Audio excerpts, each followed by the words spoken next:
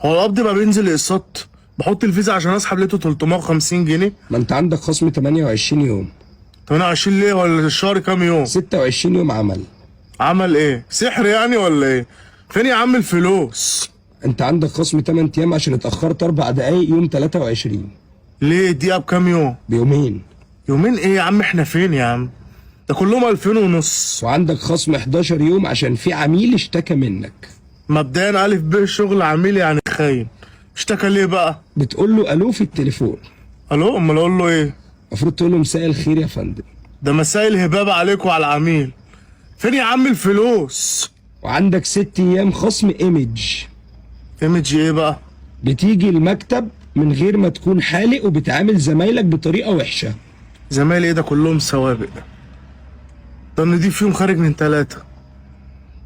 ايمج ايه وخرا ايه؟ انا بقبض 2000 ونص. على فكرة ال 350 جنيه اللي نزلوا لك دول اصلا بونص. انت مالكش مرتب. ليه يا عم؟ انت لاقيني في كيس شيبسي ولا ايه؟ احنا نكبر ونخيب؟ فين يا عم الفلوس بدل ما اعملكوا هنا شارع؟